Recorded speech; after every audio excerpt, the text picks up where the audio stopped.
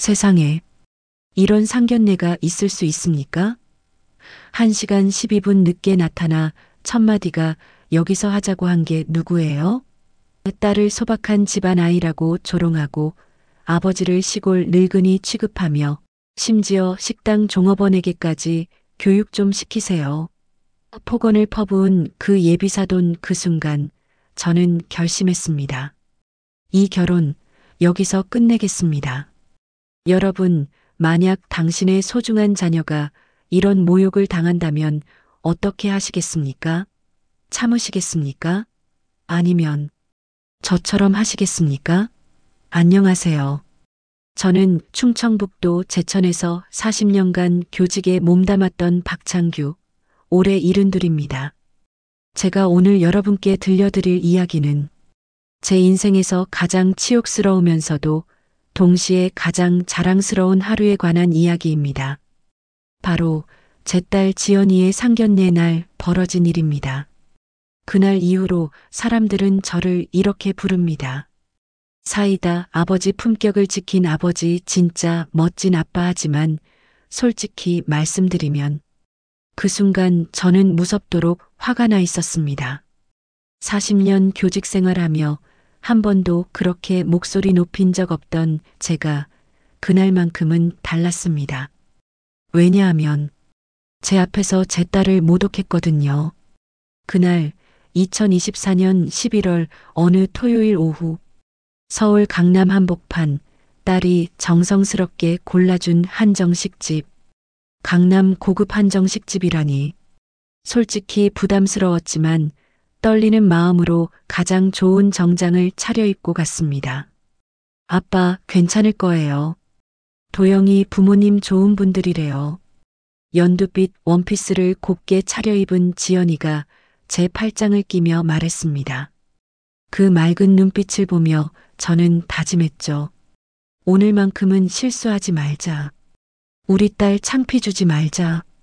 예정 시간보다 30분 일찍 도착해서 기다렸습니다.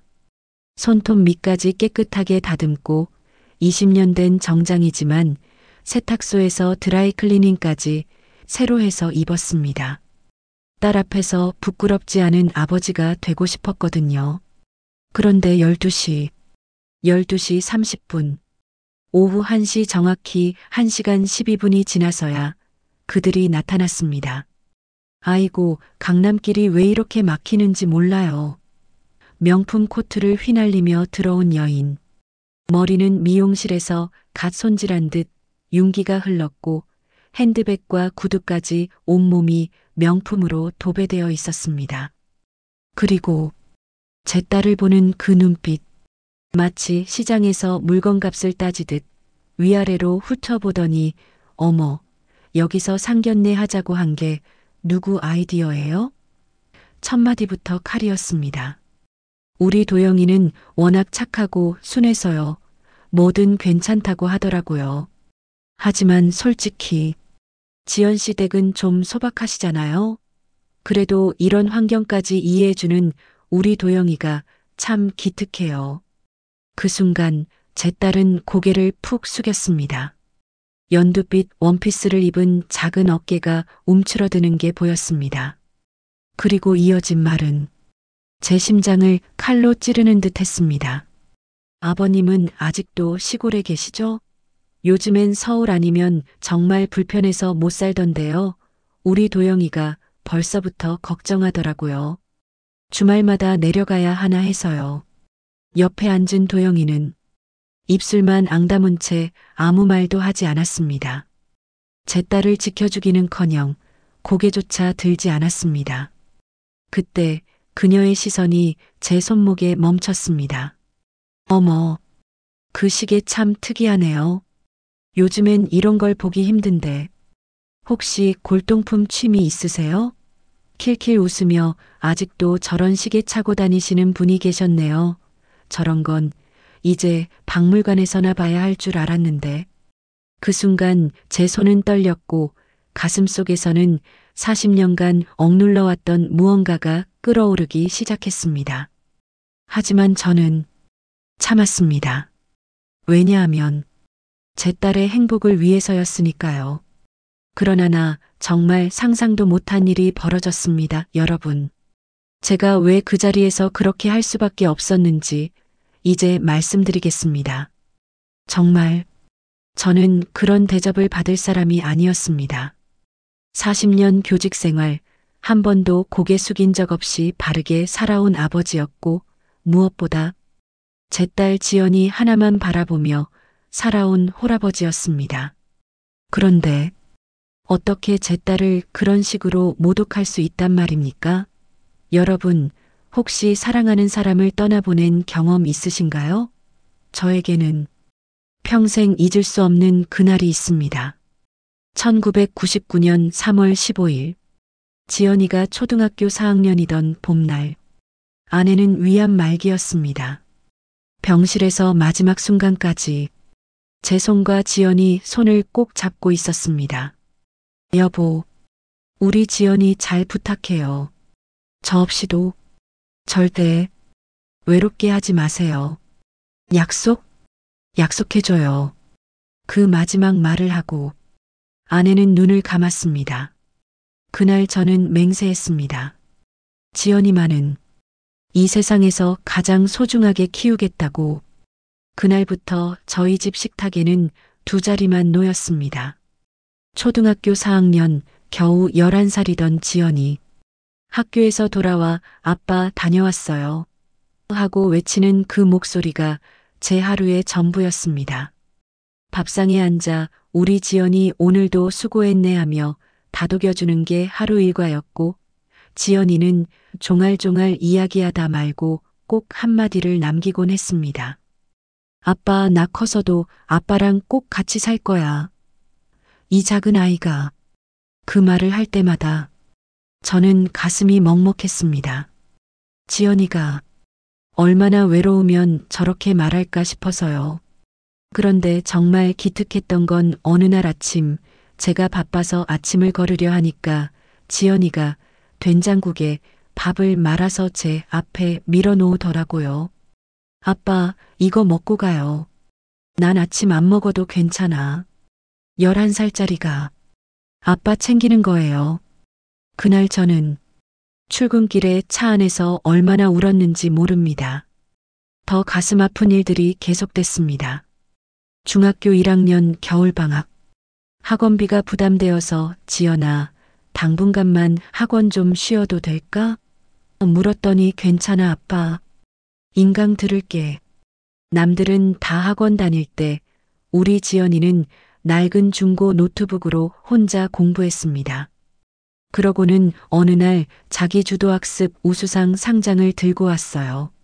아빠, 나 이거 받았어. 그날 저는 화장실에 숨어서 얼마나 울었는지 모릅니다. 이 아이가 얼마나 혼자 노력했을까. 고등학교 때는 더 했습니다. 밤 11시까지 야자하고 와서도 아빠, 내일 아침에 김치볶음 해줄까? 아빠 요즘 많이 힘드시죠? 제가 힘든 티라도 냈나요? 아닙니다. 이 아이가 너무 어른스러워진 거예요.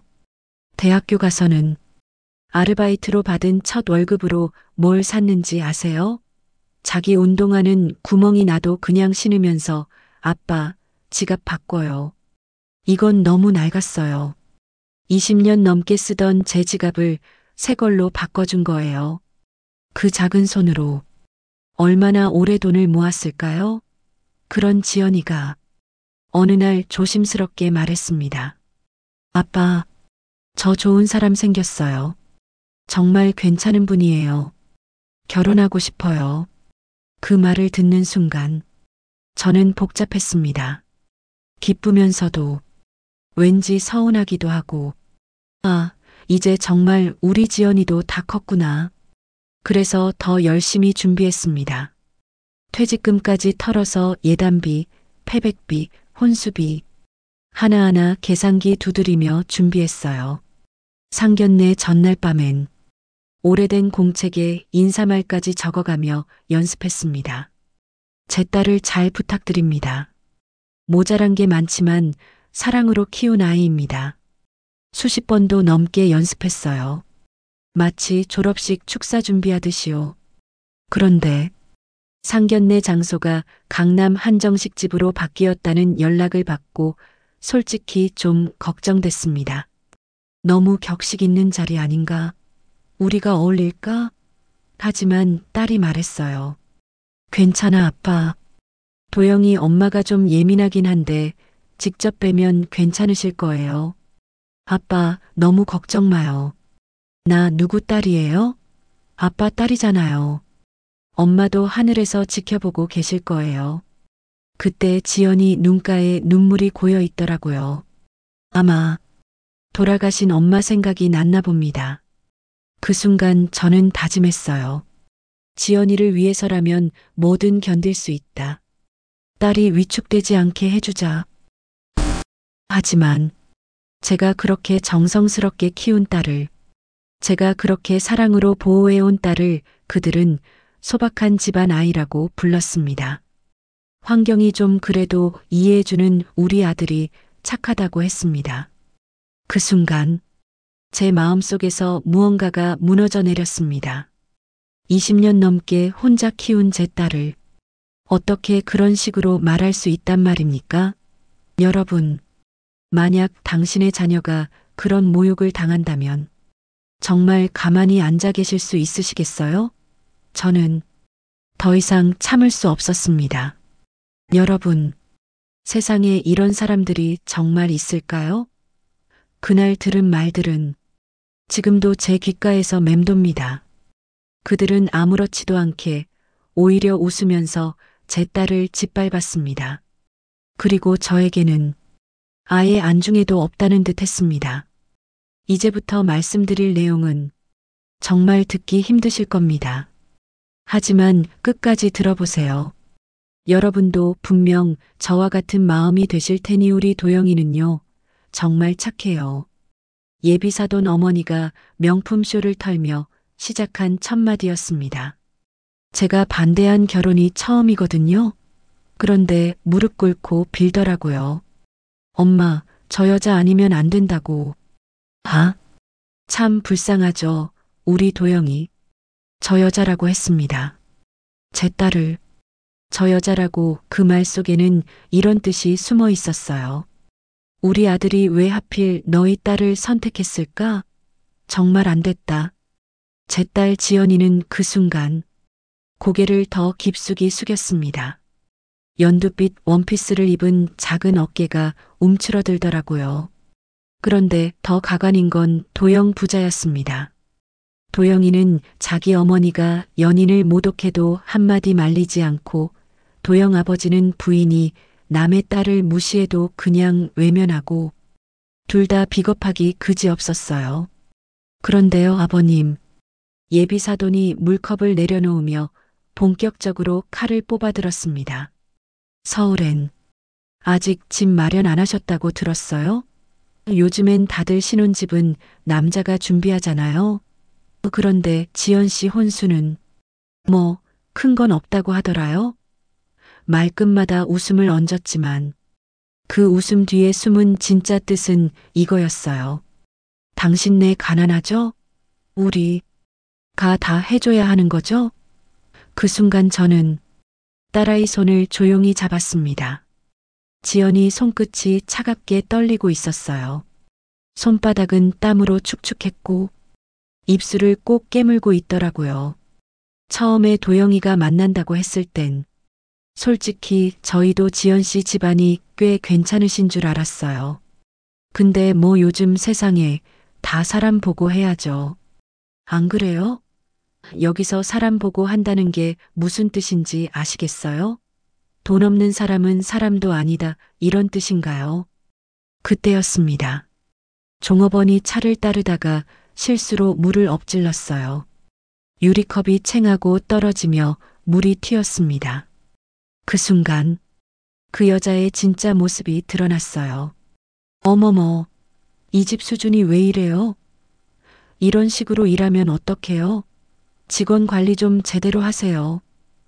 정말 수준이 떨어지네요.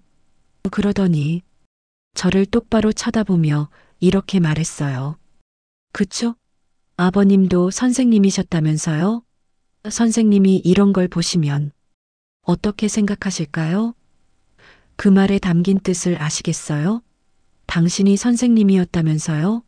그럼 이런 수준 낮은 곳이 어떤 건지 알겠죠? 즉, 저를 종업원과 같은 급으로 본 거예요. 40년 교직 생활 한 사람을 도영의 아버지는 어떻게 했을까요? 헛기침만 하고 고개를 돌렸어요. 자기 부인이 남의 아버지를 모독하는데도 도영 아버지는 모른 척 했습니다. 그 순간 갑자기 아내가 생각났습니다. 20년 전 병실에서 제 손을 꼭 잡고 힘없이 누워있던 아내의 마지막 말. 우리 지연이 잘 부탁해요. 저 없이도 절대 외롭게 하지 마세요. 꼭, 꼭 지켜줘요. 그 약속을 지키려고 20년을 혼자 살아왔어요. 그 약속 때문에 지연이 하나만 바라보고 살았어요. 그런데 이 사람들이 제 딸을 뭘로 보는 거예요? 소박한 집안 아이, 시혜를 베풀어야 할 대상, 우리 아들이 불쌍하게 선택한 여자? 아닙니다. 제 딸은 엄마 없이도 꿋꿋하게 자란 아이예요. 학원비 없어도 혼자 공부해서 대학 간 아이예요. 첫 월급으로 아빠 지갑 사줄 만큼 효심 깊은 아이예요. 회사에서도 후배들 챙기고 동료들한테도 인정받는 아이예요. 친구들이 힘들 때마다 먼저 달려가서 도와주는 아이예요. 길에서 할머니가 무거운 짐 들고 계시면 도와드리는 아이예요. 그런 착하고 바른 아이를 어떻게 그런 식으로 말할 수 있어요? 저는 그 순간 꾹 참고 기다렸습니다. 그들의 대화가 끝나기를 한 글자라도 더 들어보려고. 혹시 제가 잘못 들은 건 아닐까? 혹시 나중에는 좋은 말씀도 해주시는 건 아닐까? 하지만 끝까지 들어봐도 똑같았어요. 그래서 저는 딸의 손 위에 조용히 제 손을 올렸습니다. 그 손끝에서 20년간 억눌러 왔던 무언가가 끓어오르고 있었어요. 분노였습니다. 아버지로서의, 한 사람으로서의 분노였습니다. 여러분, 만약 당신의 소중한 자녀가 이런 모욕을 당한다면 정말 가만히 앉아 계실 수 있으시겠어요? 저는 더 이상 참을 수 없었습니다. 그래서 그 다음에 제가 한 말은 지연아, 일어나자. 그 한마디가 모든 걸 바꿔놓았습니다. 여러분, 이제부터가 진짜입니다. 그 순간 제 딸 손 위에 올린 제 손은 차갑고 단단했습니다. 40년 교직 생활하며 한 번도 그렇게 크게 목소리 높인 적 없던 제가 그날만큼은 달랐습니다. 말없이 모든 걸 참아낸 시간이 너무 길었고 그 침묵 속에서 제 자존심은 산산조각 나고 있었습니다. 예비사돈 여인은 자신이 이 자리의 주인이라도 된 듯 젓가락을 탁 내려놓으며 말했습니다. 그나저나 도영이랑 지연 씨 결혼하게 되면요. 주말마다 시골 내려가야 하나요? 그러더니 한숨을 크게 쉬며 도영이가 그러고 싶다고 하던데. 아휴, 요즘 세상에 누가 그렇게 해요? 우리 도영이만 너무 힘들어지겠어요. 그 말을 들은 순간 종업원도 물 따르다 말고 눈치를 받고 제 딸은 얼굴이 새빨갛게 달아올라 고개를 더 깊이 숙였습니다. 그때 저는 깨달았습니다. 아, 이 사람들은 끝까지 이럴 거구나. 우리를 사람으로 보는 게 아니구나. 그때였습니다. 저는 천천히 물컵을 내려놓았습니다. 탁 하는 소리가 식당 전체에 울렸어요. 그리고 조용하지만 단호하게 입을 열었습니다. 지연아, 일어나자. 딸이 고개를 들었습니다. 눈가가 벌써 촉촉히 젖어 있었어요. 20년 동안 한 번도 이런 모욕을 당해본 적 없는 아이였거든요. 그 식당에 앉은 모든 사람들이 뭐지? 하는 눈빛으로 저를 쳐다봤습니다. 예비사돈들은 당황했어요. 이 시골 늙은이가 뭘 하려는 거지? 하지만 저는 이미 결심했습니다. 이 결혼 여기서 끝냅시다. 짧고 명확한 한마디. 순간 공기가 멎은 듯 했습니다. 도영 어머니는 킬킬 웃다가 멈췄고 그의 아버지는 젓가락을 철컥 떨어뜨렸어요. 주변 테이블 손님들도 모두 이쪽을 쳐다봤습니다. 네, 사돈. 지금 뭐라고 하셨어요? 예비사돈 여인이 당황해서 물었지만 저는 이미 딸의 어깨를 감싸 안고 있었습니다. 저는요, 제 목소리는 조용했지만 식당 전체에 울렸습니다. 제 딸 하나만 믿고 40년을 살아왔습니다. 사람 앞에서 사람을 함부로 판단하고 돈으로 사람의 값을 매기는 집안에 제 딸을 보낼 생각은 절대 없습니다. 그러자 예비사돈 여인이 급히 말했어요. 아니, 아버님, 오해세요. 하지만 저는 계속했습니다. 돈이 전부라면 당신들이 이겼을지도 모르겠습니다. 하지만 우리는요, 인격을 봅니다. 딸이 그 자리에서 조용히 일어났고 저도 함께 자리에서 일어섰습니다. 예비사돈 여인이 당황해서 변명하기 시작했어요. 아니에요. 그냥 농담이었잖아요. 감정 상하셨다면 죄송하고요. 하지만 저는 그녀를 똑바로 바라보며 말했습니다. 농담이요? 20년 혼자 키운 제 딸을 저 여자라고 부르는 게 농담인가요? 제 교직 경력을 무시하는 게 농담인가요? 우리가 가난하다고 업신여기는 게 농담인가요? 그리고 제 인생에서 가장 당당했던 그 순간 저는 이렇게 말했습니다. 우리 가족은 굶어도 자존심만은 굽히지 않습니다. 그 말이 식당 전체에 울렸습니다. 그리고 제 딸은 당신들이 시혜를 베풀어야 할 만큼 모자란 아이가 절대 아닙니다. 제 딸은 11살에 엄마를 잃고도 꿋꿋하게 자란 아이입니다. 학원비 없어도 혼자 공부해서 대학 간 아이고 대학 다니면서 아르바이트에서 번 첫 월급으로 아빠 지갑부터 바꿔준 효심 깊은 아이고 회사에서도 후배들 챙기고 친구들한테도 인정받는 아이입니다.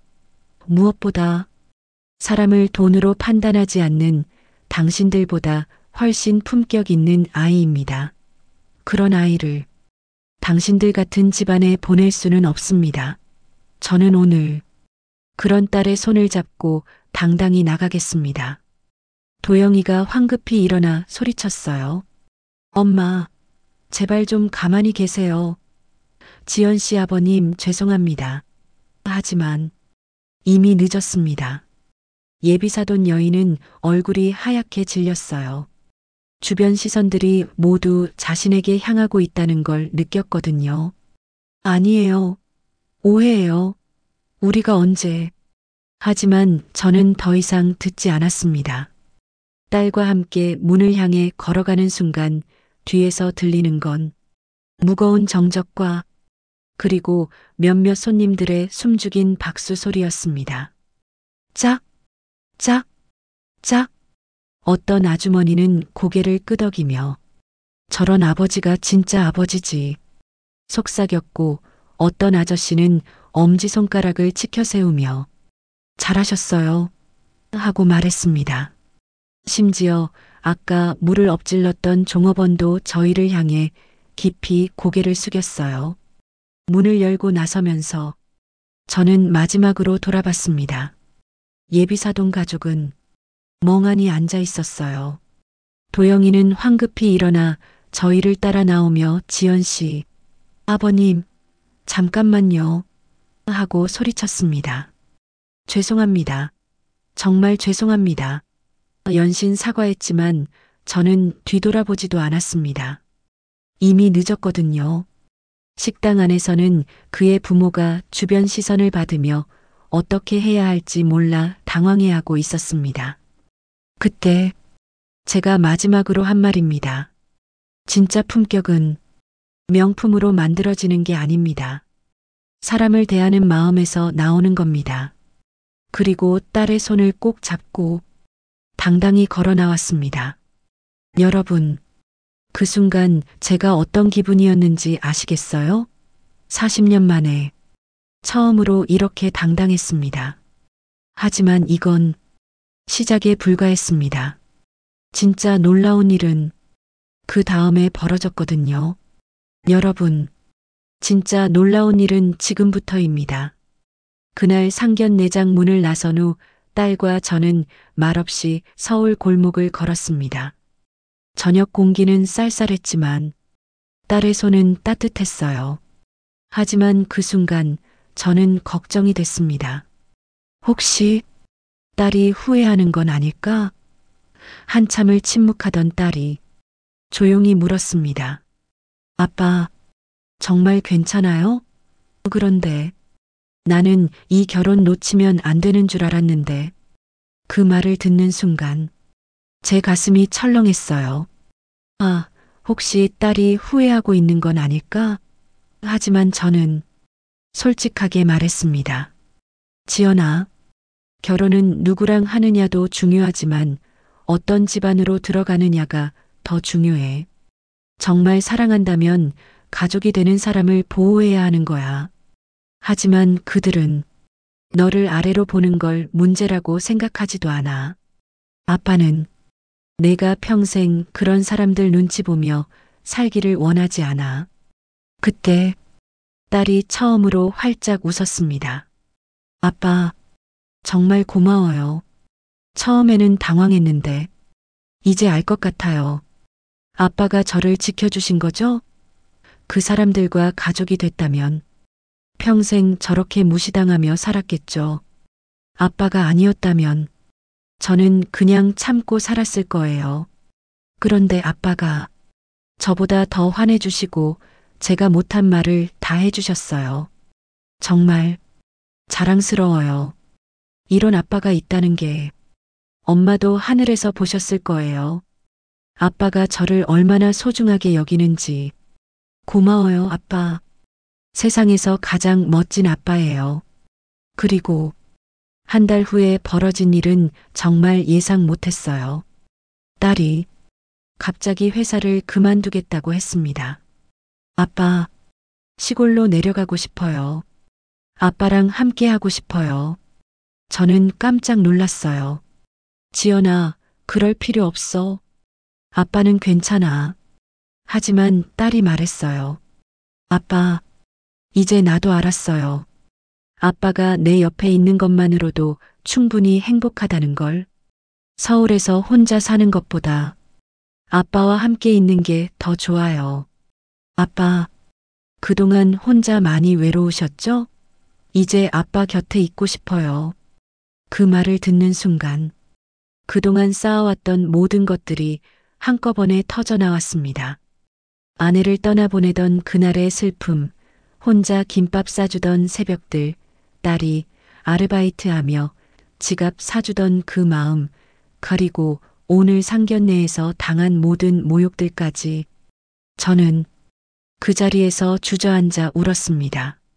40년 교직 생활하며 한 번도 학생들 앞에서 울지 않던 제가 그날만큼은 어린아이처럼 울었어요. 지연아, 고맙다. 정말 고맙다. 제가 울먹이며 말하자 딸도 덩달아 울더라고요. 아빠, 저야말로 고마워요. 이런 아빠 덕분에 여기까지 왔어요. 그렇게 부녀가 붙잡고 한참을 울었습니다. 드디어 딸과 함께 살 수 있게 된 거예요. 우리는 마을 입구 작은 주택을 개조해서 찻집 겸 책방을 열었습니다. 이름은 지연이가 지었어요. 바로 품격다방. 아빠, 우리가 보여준 그 품격을 기억하는 사람들이 올 거예요.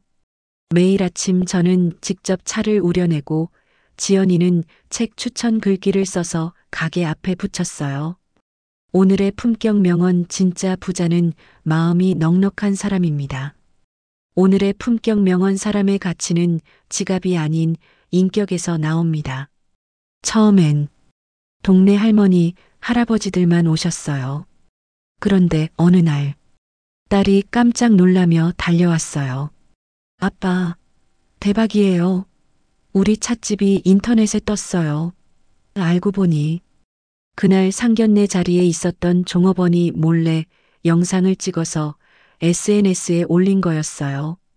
다행히 얼굴은 다 모자이크 처리되어 있었지만 목소리와 상황은 그대로 담겨 있었어요.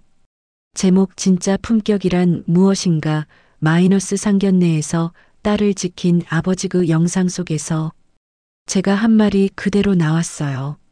우리는 굶어도 자존심만은 굽히지 않습니다. 진짜 품격은 명품으로 만들어지지 않습니다. 24시간 만에 조회수 100만을 돌파했어요. 댓글이 수천 개씩 달렸어요. 와, 이런 아버지가 진짜 아버지다. 나도 저런 아빠 있었으면 좋겠다. 속이 뻥 뚫리는 사이다. 영상, 저 예비사돈 진짜 못됐네. 그 다음부터 정말 믿을 수 없는 일들이 벌어졌어요. 매일 찻집 앞에 사람들이 줄을 섰어요. 서울에서, 부산에서, 대구에서, 전국에서 사람들이 찾아왔어요. 60대, 70대 부모님들이 특히 많이 오셨어요. 선생님, 그날 영상 봤어요. 진짜 속이 다 시원하더라고요. 우리 딸도 그런 시댁 만나면 말릴 거예요. 어떤 할머니는 눈물을 훔치며 말씀하셨어요. 우리 아들도 저런 아버지가 있었으면 좋겠어요. 한편 그 영상 때문에 예비사돈 가족은 완전히 망했어요. 도영 어머니는 커뮤니티에서 상견례 막장녀로 불리며 인터넷 기사에까지 실렸어요. 댓글들이 정말 무서웠어요. 예비 며느리 무시하다가 인생 망친 케이스 품격은 돈으로 살 수 없다는 걸 보여준 사이다. 스토리 가난한 사람. 무시하다가 본인이 망신당한 케이스 저런 엄마 때문에 아들 인생도 끝났네. 명품만 걸치고 인격은 바닥인 사람 그런데 말도 안 되죠 도영이. 그 영상을 보고 연락해 왔어요. 뻔뻔하게도 말이죠. 딸은 단호했어요.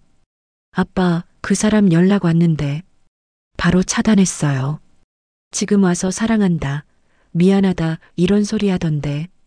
우습지 않아요? 그때 엄마가 저 무시할 때 왜 입 다물고 있었어요? 정말 저를 사랑한다면 그 순간 일어나서 엄마 그만하세요. 했어야죠. 그런데 끝까지 비겁하게 모른 척 하더니 이제 와서 무슨 소리예요? 게다가 온 나라 사람들이 다 본 상황에서 무슨 면목으로 결혼하자고 해요? 저는 바보가 아니라고요. 그렇게 1년이 지났어요. 품격다방은 제천의 명소가 됐어요. 매일 전국에서 사람들이 찾아와서 차 한 잔 마시며 인생 이야기를 나눠요. 어느 날 딸이 제게 말했어요. 아빠, 내가 다시 태어난다 해도 또 아빠 딸로 태어나고 싶어요. 그때 아빠가 지켜주지 않았다면 나는 평생 그 사람들 눈치 보며 살았을 거예요. 정말 고마워요. 저는 조용히 웃으며 말했어요. 내가 행복하면 아빠도 행복하다. 그런데 정말 예상 못한 일이 벌어졌어요. 어느 날 방송국에서 전화가 왔습니다. 휴먼 다큐에 출연해 주실 수 있을까요? 많은 분들이 응원하고 계세요. 솔직히 마음이 흔들렸어요.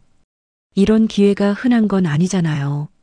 하지만 딸과 이야기해 보니 아빠, 우리 그냥 여기서 조용히 살면 안 될까요? 이미 충분히 많은 분들이 알아주셨고 더 알려지는 것도 부담스러울 것 같아요. 딸 말이 맞았어요. 저희는 정중히 거절했습니다. 정말 감사하지만 저희는 이 작은 찻집에서 조용히 살고 싶습니다. 대신 저희는 매일매일 찾아와 주시는 분들과 따뜻한 이야기를 나누며 살고 있어요. 여러분, 이 모든 일을 겪고 나서 저는 확실히 알았어요. 돈 많다고 사람이 되는 게 아니더라고요. 명품 걸친다고 품격이 생기는 게 아니더라고요. 진짜 중요한 건 사람을 어떻게 대하느냐였어요.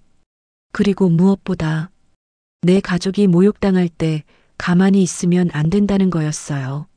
만약 여러분의 소중한 자녀가 그런 대우를 받는다면 주저하지 마세요. 바로 일어나세요. 우리 아이는 그런 취급받을 아이가 아니다라고 당당히 말하세요. 그게 진짜 부모예요. 오늘도 저희 품격 카페에는 선생님 덕분에 용기 얻었어요 하며 찾아오시는 분들이 계세요. 그분들과 차 한잔 나누며 사람은 이렇게 살아야 한다는 이야기를 나눕니다. 그런 하루하루가 정말 행복해요. 여러분, 정말 궁금해요. 만약 여러분이 그 자리에 계셨다면 어떻게 하셨을까요? 참으셨을까요? 아니면 저처럼 하셨을까요? 그리고 여러분이 생각하는 진짜 품격이란 뭔가요? 댓글로 여러분의 진솔한 이야기 들려주세요. 정말 궁금합니다. 그리고 이 이야기가 도움이 되셨다면 좋아요 한번 눌러주시고 구독도 부탁드려요. 더 많은 분들이 이런 이야기를 들을 수 있도록 말이에요.